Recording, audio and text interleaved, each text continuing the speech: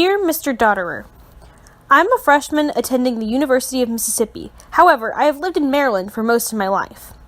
Recently, in my writing class, we have been discussing the topic of environmental conservation. As a resident of Southern Maryland, I have noticed the efforts put in place to maintain the Chesapeake Bay ecosystem. However, there is a lack of legislation controlling fertilizer usage. The Bay, as I'm sure you know, is a beautiful place providing Marylanders with food, fun, and relaxation. I myself have very fond memories of being on the Bay growing up in Leonardtown, Maryland.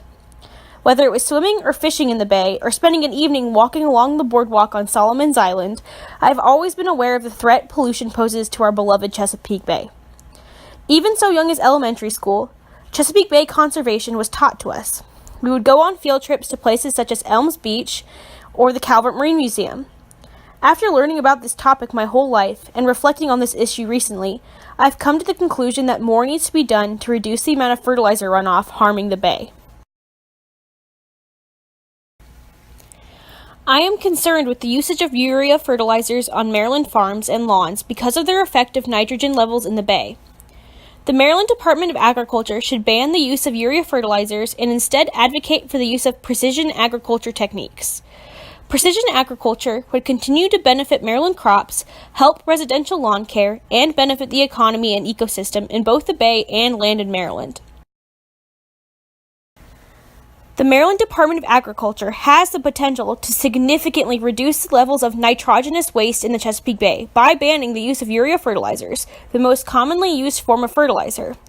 Urea, containing roughly 32% nitrogen, runs off from agricultural sites and into the Bay, leading to the growth of harmful algal blooms. A large portion of the nitrogenous waste in the Bay, nearly 14%, is a result of lawn care as opposed to agricultural processes. With over 1.5 million acres of lawns in Maryland, that aspect of fertilizing is extremely important when considering the overall health of the Bay and urea usage.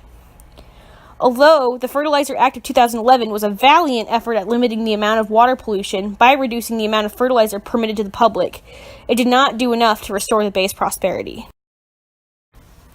Because both the revenue coming from farming and the revenue coming from the seafood market are both very important to Marylanders such as ourselves, the Department of Agriculture needs to put in place a solution that limits the amount of chemical fertilizers entering the Bay, but still allows Maryland farms to maintain stable crop yields.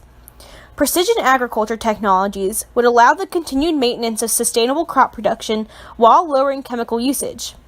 According to Tom Price, a journalist specializing in the topic of world hunger, this method of farming increases crop yields while decreasing damage done to the environment, such as depleting soil nutrients and runoff. This practice is accomplished by attaching global Precision agriculture allows farmers to optimize their usage of seeds, fertilizers, pesticides, and other farming inputs, increasing their net profit and resulting in environmental benefits. According to Amir Kassam, moderator of the FAO Conservation Agricultural Community of Practice, this technique reverses land degradation, reduces water pollution and greenhouse gas emissions, and increases carbon concentration in the soil, allowing crops to grow in the most cost-effective and efficient manner with less chemical enhancements. Imagine this method employed in Maryland, effectively lowering costs for farmers and benefiting the Bay. With less unnecessary usage of fertilizers, there will be less runoff, resulting in a healthier Chesapeake Bay. I believe with some modification, this technique of farming could even be used in the lawn care industry, something Marylanders take great care to maintain. Although there are many benefits from using chemical fertilizers like urea, such as increased crop yield and greener grass, their negative impact on the Chesapeake Bay ecosystem is too grievous to be ignored. The Chesapeake Bay, an iconic symbol for Maryland identity, should be protected from man-made pollutants and cared for by the Maryland residents who reap the benefits coming from the great body of water. Thank you so much for taking the time to review my proposal. I wholeheartedly believe that the implementation of precision agriculture and the banning of urea fertilizers will greatly benefit our beautiful Chesapeake Bay. It is our duty to respect and protect the Bay, which provides so much for us Marylanders living on it. I hope you will seriously consider the ideas I have